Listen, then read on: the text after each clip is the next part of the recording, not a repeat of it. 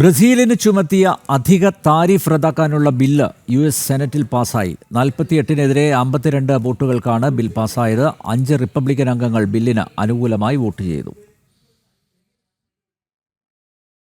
15 വർഷത്തിലേറെയായി $410 billion surplus വാണിജ്യമാണ് ബ്രസീലുമായി അമേരിക്ക നടത്തുന്നത്. ഈ വാണിജ്യബന്ധമാണ് ട്രംപിന്റെ യുക്തിരഹിതമായ തീരുമാനത്തിലൂടെ ഇല്ലാതായത്.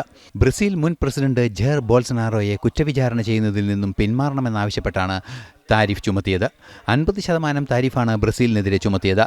ഈ തീരുമാനം നടപ്പാക്കിയ ദേശീയ അടിയന്തരാവസ്ഥാ നിയമത്തിന്റെ നടത്തിപ്പാണ് യു.എസ്. സെനറ്റ് തള്ളിയത്. 48-നെതിരെ 52 വോട്ടുകൾക്കാണ് സെനറ്റിൽ ബിൽ പാസായത്. 5 റിപ്പബ്ലിക്കൻ അംഗങ്ങൾ ബില്ലിന് അനുകൂലമായി വോട്ട് ചെയ്തു.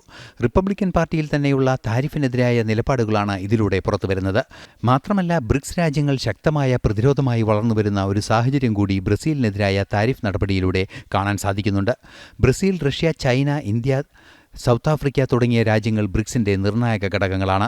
പ്രധാന രാജ്യങ്ങളായ ബ്രസീലിനും ഇന്ത്യയ്ക്കും ചൈനയ്ക്കും ട്രംപ് അധിക താരിഫ് ചുമത്തുകയും ചെയ്തിട്ടുണ്ട്. ബ്രിക്സ് രാജ്യങ്ങൾ സ്വന്തമായി നാണയം രൂപീകരിക്കാനുള്ള നീക്കത്തിനെതിരെയും നിലപാടുകൾ ട്രംപ് സ്വീകരിച്ചിരുന്നു.